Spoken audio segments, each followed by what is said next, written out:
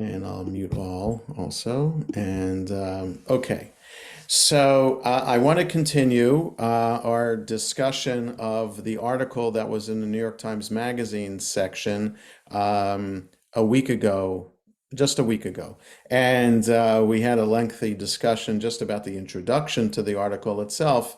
I think we can get through most of the rest of the article, which will be sufficient in kind of understanding that article. But before we do, I just want to highlight um, the differences in media coverage of the remarkable operation that Israel did last night to save two hostages. So if you read about the operation in Times of Israel or some other Israeli source, which I highly recommend going to, you would have gotten a lot of details about that and how it was a joint operation of Mossad, Army, Israel, Navy, the equivalent of Navy SEALs. Really incredible joint operation that was planned. They had the intelligence as where these two particular hostages were, and then they meticulous planning and just unbelievable how they were able to extract these two hostages who are remarkably in relatively good health. One's 70 years old, one's 61 years old. So just remarkable. One of them, by the way, had four other members of the family that were also hostages that were released earlier. So just really incredible. So I just briefly on my phone. So I get digitally this hard copy. I get the Washington Post every day. And it says a lot about the Washington Post that they stayed up late to report on the Kansas City Chiefs winning the Super Bowl, but there was no mention on the front page or anywhere about the hostages being extracted from Gaza. That happened during the Super Bowl. So if the press waited for the hard copy that I got on my driveway this morning, which lands on my driveway at like 5 o'clock in the morning. So if they waited for the Kansas City Chiefs, to report on the Kansas City Chiefs winning the Super Bowl, sometimes they say it ended too late for this edition. But they had a picture of the victory celebration on the front page of the Post. And like I said, it was like during the third quarter, maybe, that the news came out about the hostages. So that's one thing. But then on the digital version, I get digitally the Wall Street Journal, the New York Times, and the Washington Post. Wall Street Journal, you go to them, the very first thing says Israel rescues two hostages held by Hamas in Gaza.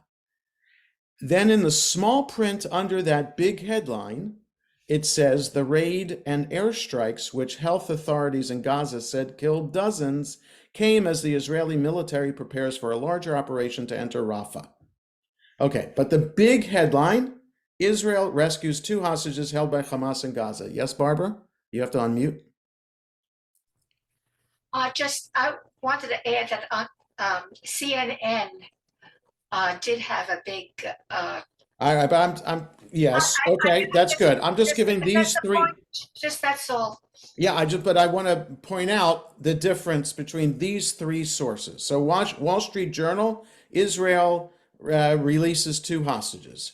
New York Times, the top, Israel rescues two hostages, semicolon, Gazan officials say dozens of Palestinians are killed.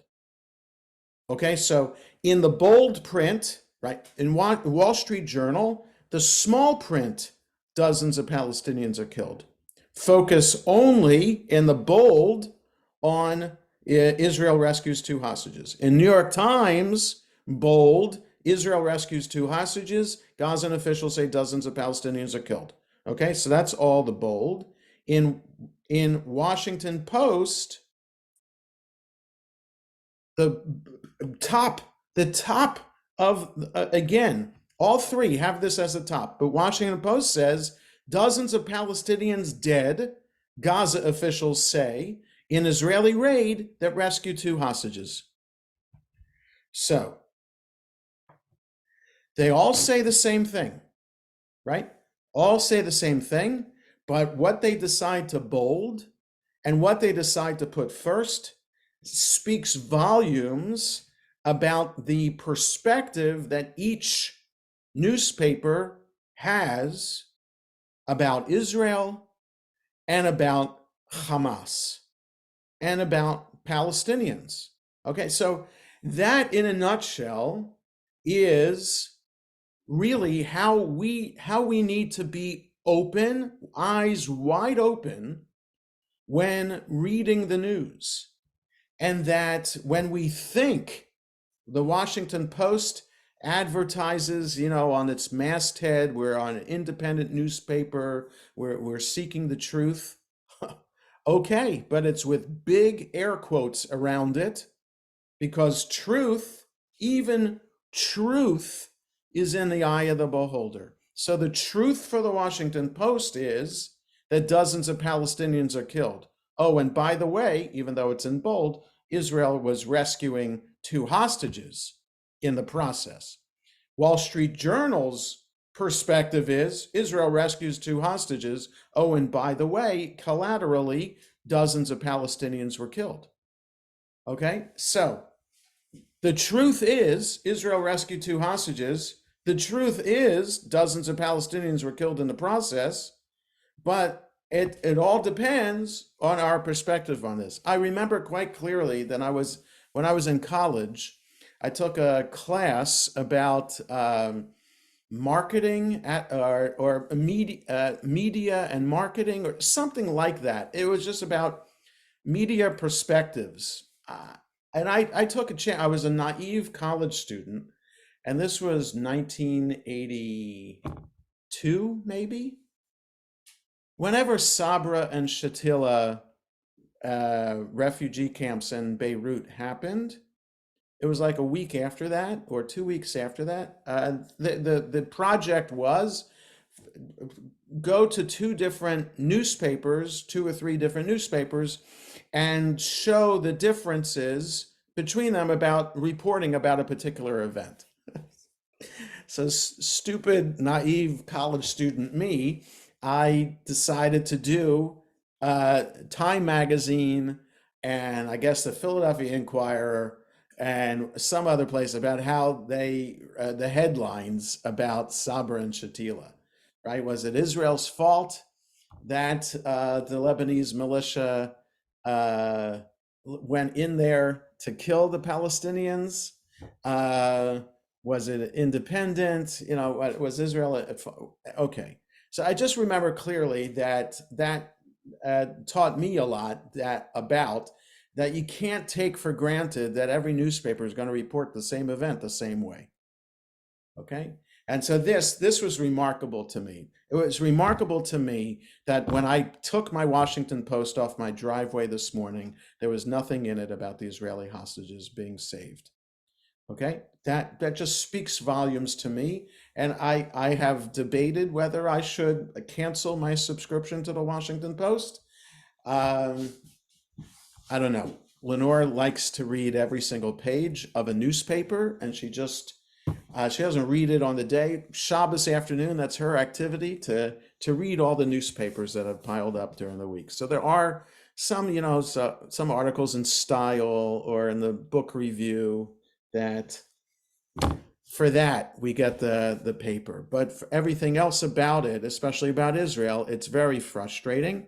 And if I had hair, I wouldn't have hair because I would have pulled it out in my frustration over the coverage.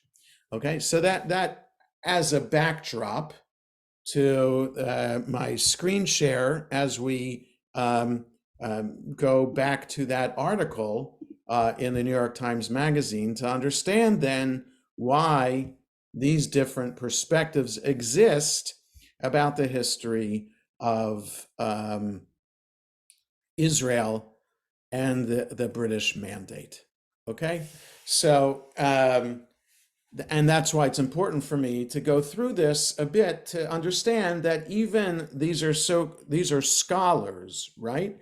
And so there should be some independent, um, objective, rules of academic study that everybody subscribes to in order for a scholar to be agreed upon to be a scholar, right? Or and so that a person isn't a fly-by-night so-called scholar. It depends where they get their PhD from. Is it a reputable institution? Are there articles that they publish, peer reviewed? Well, you don't really do that, but are they published in reputable publications that are under rigorous kind of editorial review when you publish a history article or something like that? So you would think that they're all scholars would be the same, and as we know, they're not. So the New York Times faced harsh criticism from some with its 1619 project that they published a couple of years ago about the history of America through the eyes of slavery, right? And 1619 was the first recorded importation of an African to Virginia to be bought as a slave, right? So seeing the history of America through the eyes of slavery and brought up a lot of critique from non-progressives and others about the research that went into it, just the whole idea of understanding history from a particular perspective. Is that appropriate or not? And I'm just saying that when it comes to the history of the Israeli-Palestinian conflict, it's just like other kinds of events that are reported upon. There's a perspective that even scholars can't help being part of, and viewing the whole, recording the history of it, and what you're going to what material you're going to sift through, and what material you think is going to stay like the cream rising to the top. What material you're going to keep, and the rest you're going to kind of put away to focus on as key elements in the history of the Israeli-Palestinian conflict.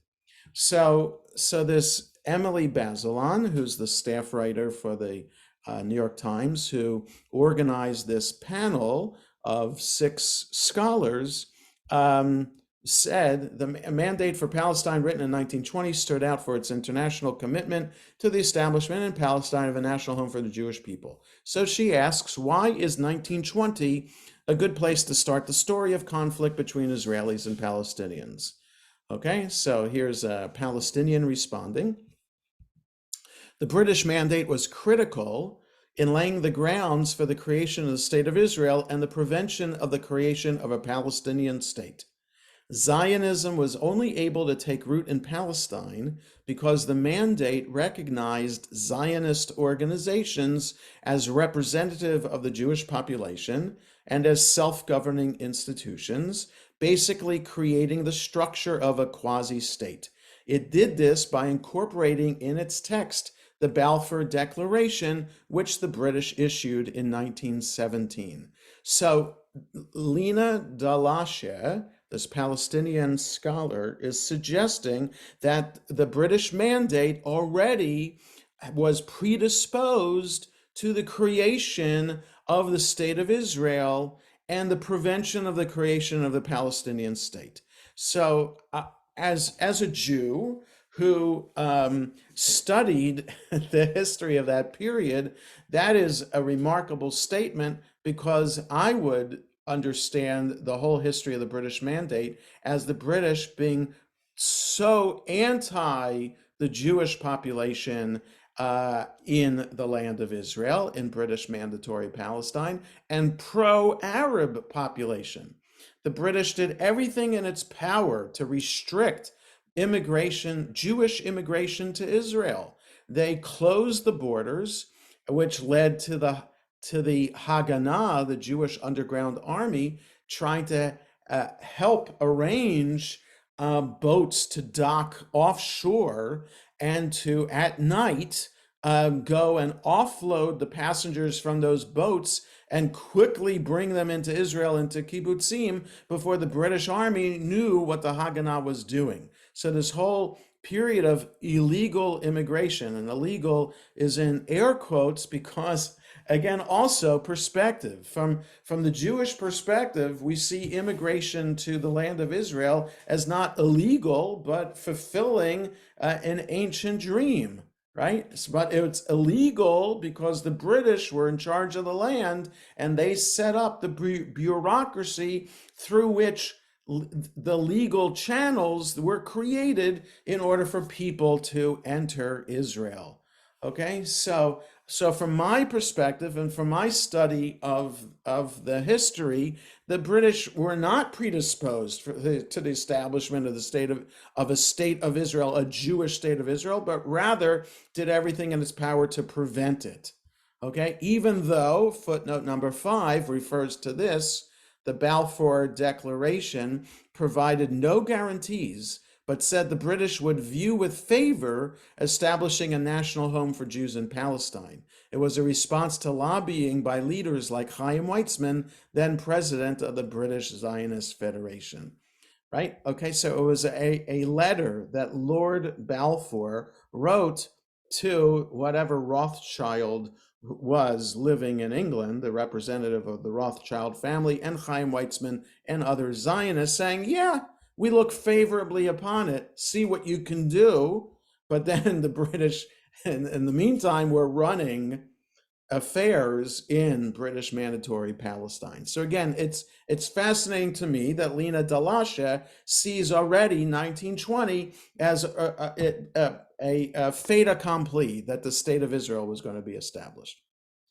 Again, feel free to interrupt and unmute yourselves with a question or comment anytime. The mandate did not similarly recognize Palestinian organizations or representation. Yeah, I have no idea about that.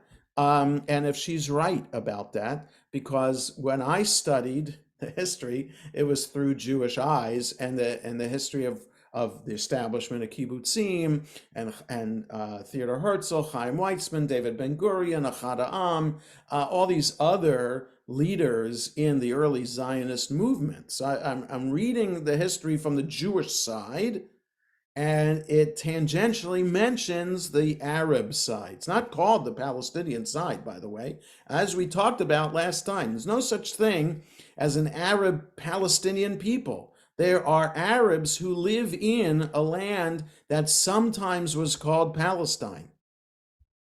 Okay, so there's no organized group of people calling themselves, the Arabs were not calling themselves Palestinians, they were calling themselves Arabs. And the Jews were not calling themselves Israelis, by the way.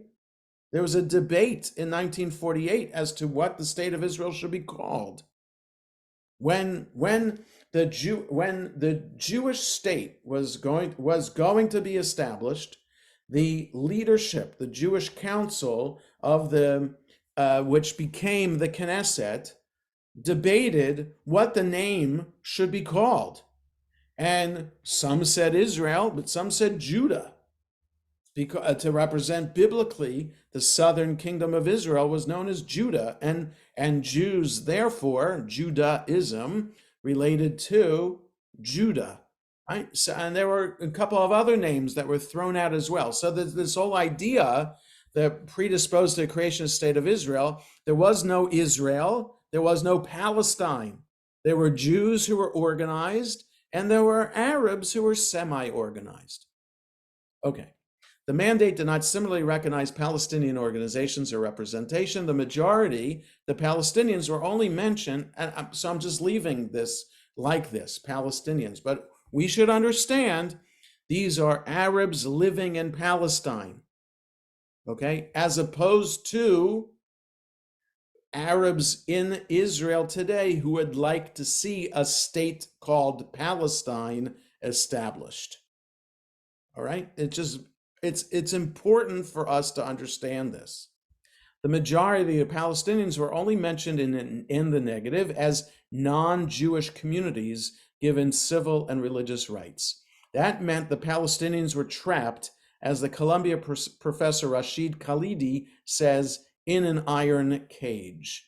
So this footnote 6 in his book, The Iron Cage, Khalidi argues that Palestinians felt they could not accept the mandate without denying their own rights, their own national narrative, and the evidence of their own eyes, which told them that Palestine was an Arab country and belonged to them and to them alone.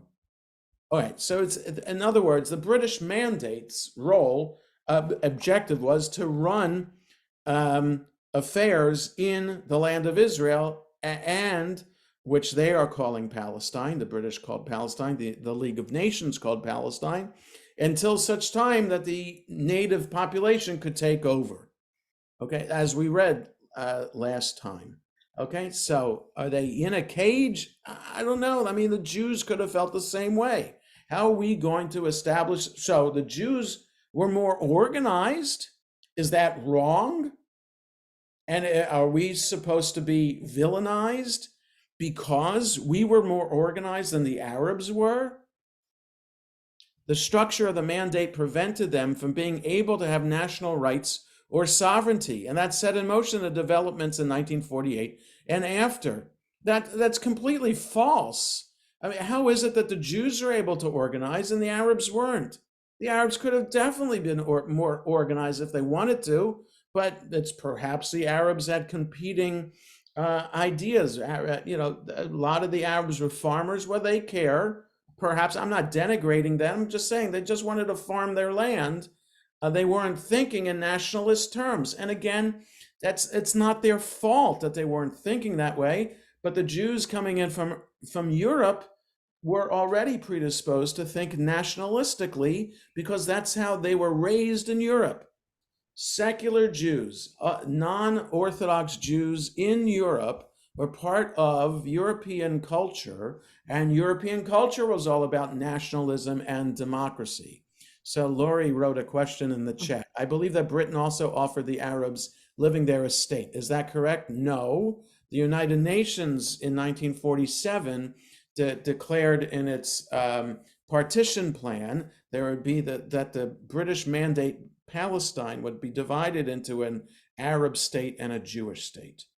British mandate Palestine had nothing about that.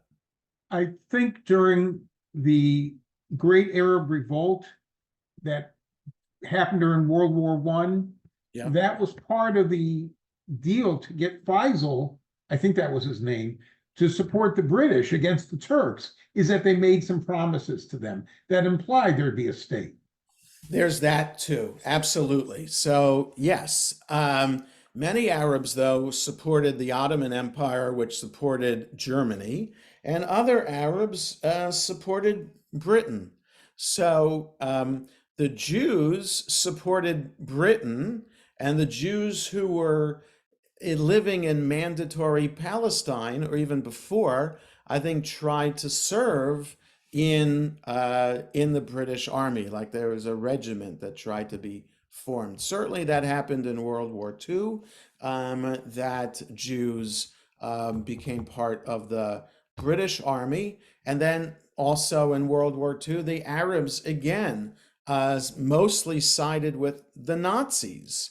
And so you had then some Arabs in mandatory Palestine who were in favor of the Nazis. And then so when you had the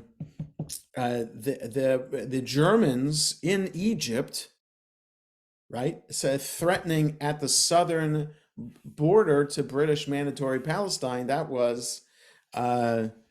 was very frightening for the Jewish population in the land of Israel. And it's unclear also when news of concentration camps got to Israel also, or mandatory Palestine during World War II. Anyway, this is still right after World War I that we're talking about. We're not up to 1945 or 1948 yet.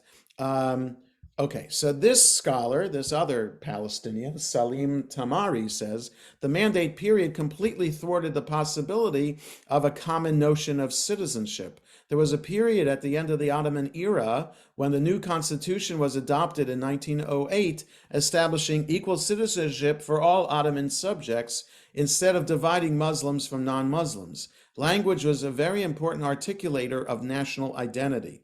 Arabic was not only the language of the Muslims and Christians, but the language of the Jews, the language of the land. The British framework changed all of that, creating three official languages: English, Hebrew, and Arabic. Yeah, okay. So what, you're saying that the British are wrong, that British shouldn't have come in, that the Ottoman Empire should have stayed? Well, okay, but it didn't happen that way with the war. So if perhaps Salim Tamari is bewailing the fact that the Ottomans lost, and that if the Ottomans had won, the land of Israel, then that province of the Ottoman Empire could have been open to all people. Yeah, that's an idea too, that some in the Palestinian community say it should be one state for all in what is now the state of Israel. Should be one state. And of course, then that means it's not a Jewish state anymore, not a Jewish majority state. It'd be majority Arab. And yes, all Muslims, there are Christians among the Arabs. All Muslims, Christians, and Jews will be treated equally. They could all be citizens of this Palestinian state. Okay, so that's some in the Palestinian community think that's what the goal of the one state should be. Itamar Rabinovich, Jewish scholar, the British made a lot of contradictory promises during the war. To persuade the Arabs to rebel against the Ottomans, they promised Hussein ibn Ali, the Sharif of Mecca, who was from an important Hashemite family, a very large kingdom, right? Saudi Arabia. But they also promised to divide up the land with France and issued the Balfour Declaration. At the end of the war, they had to reckon with these contradictory promises, right? So Britain, in order to, this true diplomacy, speaking out of both sides of your mouth, making everybody think that you're their best friend. So Britain needed the oil from Saudi Arabia, and they also felt that it's okay to, maybe they didn't recognize that how seriously the Jews would take the Balfour Declaration and how many Jews would want to immigrate. And maybe also that nobody foresaw the rise of the Nazis and the persecution of the Jews and the concentration camps and the killing of the 6 million, to know that the land of Israel would be needed to be a Jewish refuge, right? So they thought, oh, why not make these promises to the Jews, and what, a couple thousand Jews are going to immigrate? What's the big deal? So this footnote 7 about the Hashemite, this Hussein ibn Ali. In 1921, the British made one son of the Sharif, Faisal al-Hashemi, king of Iraq. For another son, Abdullah, the British government created an emirate in 1921 in what was then called Transjordan, later Jordan, with Abdullah as king. So the current king of Jordan, Abdullah, is named for his grandfather or his great-grandfather, okay, from 1921. Right? So these people, these are just tribes. These are Bedouin tribes, or just Arab nomadic tribes that live there. And the British, this is the most populous of this one tribe, so we'll make them so-called king. There's never been a king of Iraq before, never been a king of Jordan before. They're just these different emirates, like the United Arab Emirates, which is a country on the Persian Gulf, right? That's what all these Arab peoples are, ruled to some degree by these emirates. Okay. In the mandate that so Rabinovich goes on. It's the mandate that creates the political entity called Palestine. Before that, it was a geographic term. Okay, so this is the place in this article where Rabinovich says everything that I've said last week and today about this. And the conflict between Zionism and Palestinian Arab nationalism was over the question of what would the nature of this entity, an Arab state, a Jewish state, a binational state, or a partition.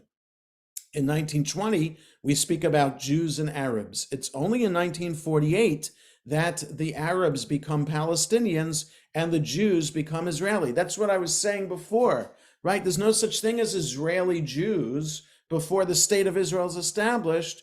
We are Jews who have a connection with the land of Israel, not the state of Israel before 1948, with the land of Israel. And there's still ultra-Orthodox Jews who still maintain that difference. They deny the existence of the state of Israel because there should be no state until the Messiah comes and reestablishes the Davidic dynasty, that there should be a king descended from King David, and the monarchy will be reestablished. Until that time comes, it's a mitzvah to live in the land of Israel, but not to, for some ultra Orthodox, not to support the state of Israel. Okay, so there is a difference when we talk about our historic connection to Israel. It's confusing in this matter, because, like Rabinovich is pointing out in these two sentences, in 1920 we speak about Jews and Arabs. It's only in 48 that the Arabs become Palestinians and the Jews become Israelis. So that's absolutely true, and this is so important. And it only gets two sentences here. I wonder how much more Rabinovich said about this that Bazelon and the editors of the New York Times decided not to put in.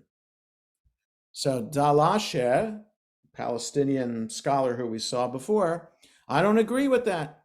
The research has been quite extensive and showed that there is clear expression of Palestinian identity already by World War I, and definitely clear expressions of Palestinian nationalism in the 1920s. Okay, that could be, but maybe they weren't calling it Palestine.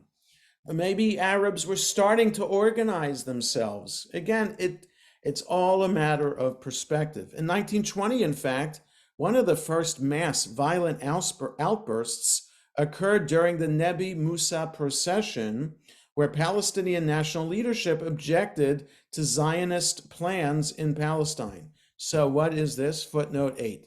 In 1920, Muslim leaders made speeches denouncing the Balfour Declaration at an annual Muslim procession from Jerusalem to Nebi Musa, a shrine near Jericho. So Nebi Musa, it might be the place where it's supposed that Moses is buried.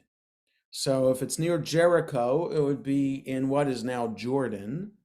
And it's possible that's the place also that Pope John Paul II, when he made a pilgrimage to Israel before he died, he was there in this Nebi Musa. So we don't know in the Torah, we don't know where Moses is buried, but there's a tradition. And so these places have Arabic names. The event turned into a deadly riot with 5 Jews and 4 Arabs killed. Okay, so I'm not familiar with all the riots that occurred in the land of Israel that were Arab pogroms of Jews. A famous one, 1929 in Hebron, but there are other pogroms that happened by Arabs against Jews, objecting to more Jews coming into Israel. So he says, Dalashe, she says, that during the procession where Palestinian national leadership objected to Zionist plans in Palestine. Okay, again, calling it Palestinian. You keep on calling it Palestinian and you keep on making people say Palestinian, then you're trying to say after the fact that there was Palestinian. Again, Rabinovich's point is an important point. Right? People keep calling it the New Testament, but really it should be the Christian Bible. But Okay, the few people like myself who insist on calling it the Christian Bible and calling the Jewish Bible the Jewish Bible. I refuse to call it the Old Testament and the New Testament because you're buying into Christian narrative about what the Bible is. Okay, so if you keep calling it Palestinian before 1948, you're kind of buying into the narrative that there was Palestine. And you can even go back to what Yasser Arafat said, that the Canaanites in the land of Israel were the original Palestinians. Okay, so you can carry that narrative backwards if you want to. It'd be totally false, but that doesn't matter. Yeah, truth doesn't matter to a narrative, right? So as we know, the Canaanites, it's like saying that the Egyptians today are descended from the original dynasties of the pharaohs before. It's not the case. There's so many people that came in and conquered Egypt and intermingled with that ancient population that there are no Egyptians today who are descended from the original time of the pharaohs. It's like people in Italy descended from the original Roman Empire. It just doesn't work that way. Okay, we are one of the unique people in the world that we can claim that we're still around. Okay, since that time. Yes, Jules. Do you have your hand up, Jules? No. Okay. It looked like you were raising your hand. Okay. The mandate period, Nadim Bawalsa, another Palestinian scholar here, the mandate period sets a precedent for how Palestine will be handled at the international level, which is to say, as an exception to the law. Britain started off as the military occupier of Palestine at the end of World War I, and then unilaterally altered its own status to civil administrator, even though it didn't have the power to do so under international law. So I'm not sure because the League carved up the former Ottoman lands, granting Britain 2 mandates to govern Palestine. In language, the League's charter directed Britain and France to govern the territories for the well-being of their inhabitants until such time as they're able to stand alone. Okay, so that's the language that Bazelon puts in this introduction. And this guy is saying something else that unilaterally altered its own status to civil administrator, even though it didn't have the power to do so under international law. So that's what Nadim is claiming. The League of Nations then left it to the British authorities to manage Palestine however they saw fit. Around the same time, local Muslim Christian associations were springing up all over historic Palestine in Haifa, Jaffa, Nablus, Jerusalem. They would convene regularly to draft grievances and submit them to the British authorities in Jerusalem. Okay, that could be very well true that these associations did that. There's footnote number 9. The local associations convened a Palestine Arab Congress, which met between 1919 and 1928. Okay, they always made the same demands: self-determination as part of an undivided Arab Syria and opposition to Jewish immigration and land acquisition. So this is a fascinating point.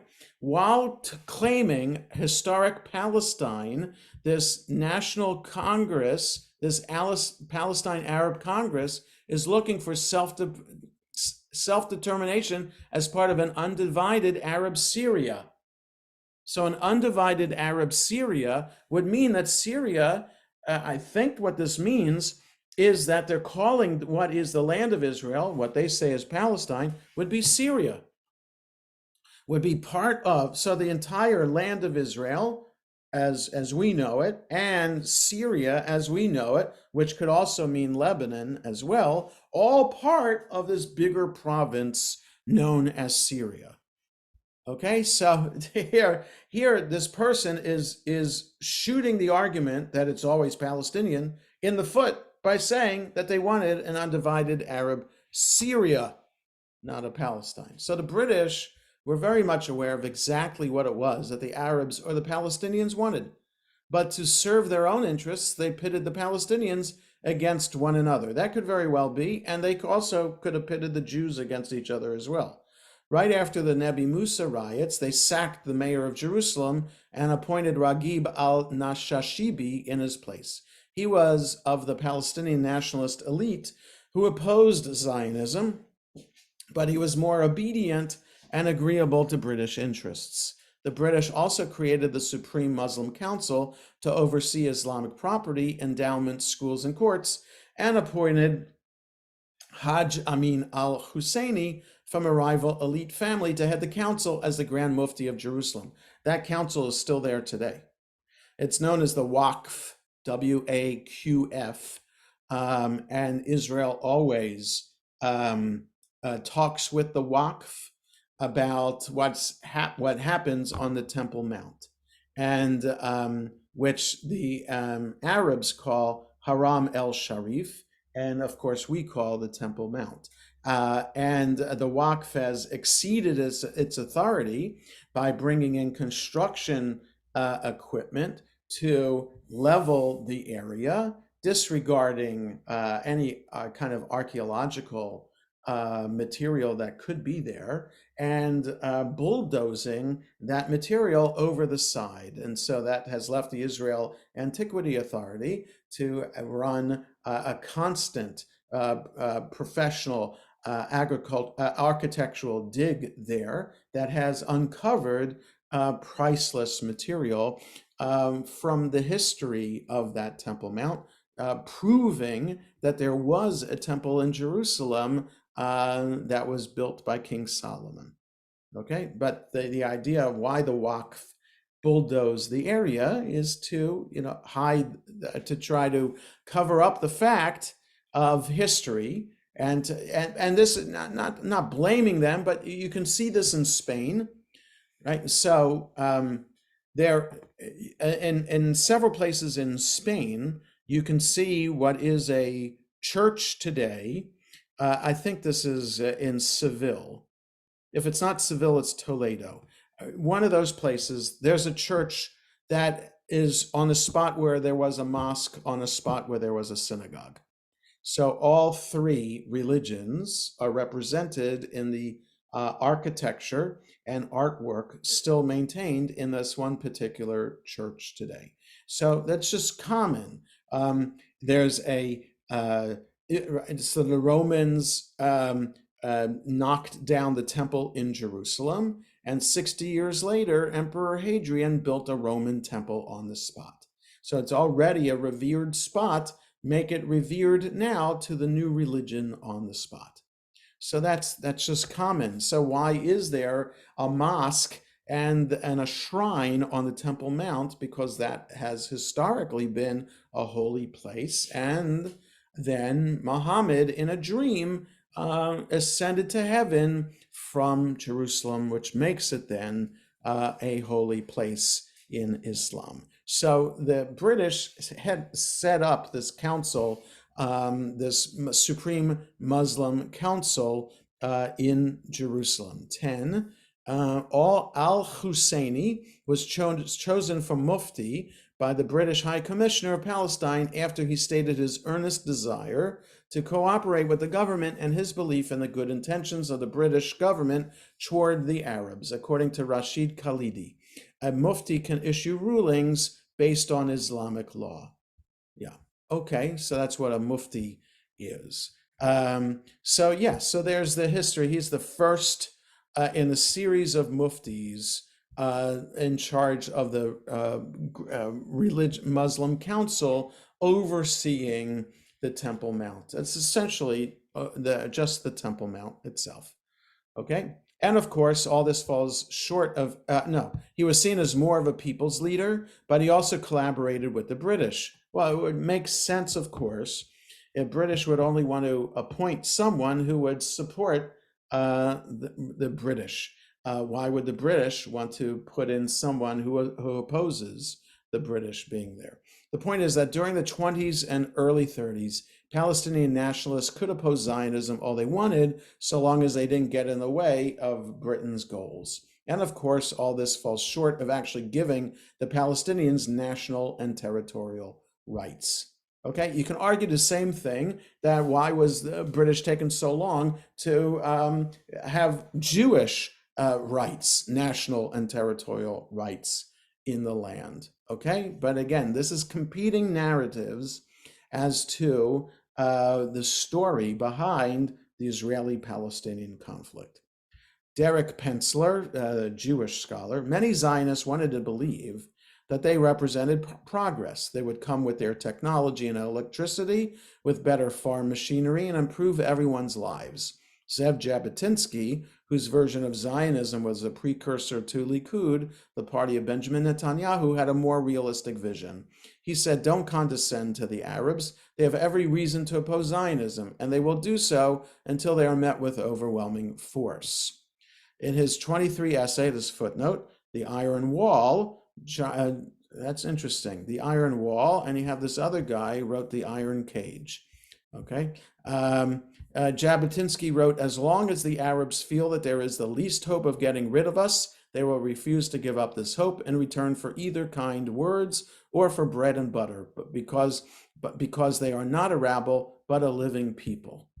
Right? So Jabotinsky recognized that. Now, his vision, of course, was a vision of the land of Israel extending to what was British mandatory Transjordan and also British mandatory Palestine. Okay, so why Pensler is choosing Jabotinsky, again, even there's competing narratives among Jewish scholars about the history of the Israeli-Palestinian conflict. For those Jewish scholars who would be predisposed to be supportive of the Palestinian goals, and the other Jewish scholars who might not be so predisposed to Palestinian goals. So Derek Pensler is a scholar from Harvard University. Does that already tell us where his scholarship lies? I don't know, but perhaps he's trying to point out something by mentioning Jabotinsky here.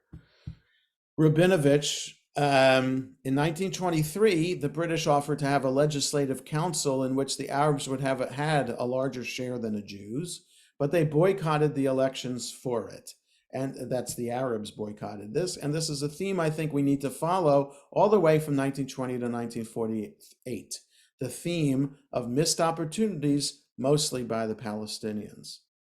Okay, so Rabinovich, who is pointing out, well, maybe the British offered Arabs some kind of nationalism, and in 1923, they rejected it. So Dalasha, countering this council, 12, the British planned a council with 22 members, including 10 British officials, 2 Jewish, 2 Christian, according to the historian Nimrod Lynn. The British proposed councils at future points in the mandate period. Jews asked for parity with Arabs rather than proportional representation, and no council was formed. This council was not supposed to be proportional or truly representative. The Zionist movement was never willing to accept that, because until 1948, any such voting body would have meant a decisive Palestinian majority. Maybe, maybe not. Okay. It's 11:20, and so we don't have time to go on anymore, but you get a sense here, and hopefully, if you read the rest of this article, which I had given the link for a couple of weeks ago, you'll understand then to read it with open eyes and not take everything that the Palestinian scholars are saying for granted. And I'm not saying then we should take everything as fact that the Jewish scholars are saying. I'm just saying also to keep in mind that there are competing narratives here that are still at play. And because of these competing narratives, there hasn't been somebody who has come along to help these competing narratives to come together to create a new narrative together. It was only together in the Oslo Peace Accords, just for a few years of promise there until the Intifada began, right? And then Prime Minister Rabin was assassinated. So it's just a very, very brief period in which there was hope that Palestinians, Arab Palestinians and Israelis could come together to create a new vision. And it also points out how deep-seated these narratives go and how then makes it so difficult to overcome the narrative. So any questions or comments? Yeah, Bob. Well, missed opportunities that sort of like goes hand in hand, because it seems to be every step of the way with missed opportunities. It's either they want it all or they keep fighting. Right. Yes, and again, not to totally blame the Palestinians here. I mean, Israel is at fault after the Six-Day War not to deal appropriately with all of these indigenous Arabs who are not citizens of Israel at that point, that in this territory that they had just gained. So to deal with it by saying we're going to effectively make it Israeli territory, then set the course for the Israeli-Palestinian conflict. So Israel is at fault here, but then again, the Palestinians are at fault too, and because of fighting that with terrorism, as opposed to fighting it in some other kind of way, right? So so how do we solve it today? Who knows? And possibly when the war with Hamas ends in Gaza, possibly there will be a path forward, because the Arab countries are meeting in Dubai right now to try to figure out what they want to propose going forward for the Palestinians. And they don't want to give, as there was a quote, I think in the New York Times today from somebody from that conference who said, we don't want to give money just to have buildings destroyed again and infrastructure destroyed again. So we'll rebuild Gaza, but there has to be some promise that there will be, I think there's some kind of Palestinian state. So, there perhaps out of all of this will come a Palestinian state that will not be based on terrorism, and that will be based on working with an effective relationship with Israel. Okay, so let's stop here for today. Next Monday is President's Day, so we will not be meeting next Monday. So we'll meet 2 weeks from today. So what is that? The 26th, February 26th will be the next Jews in the News. So have a good day, everybody. Take care.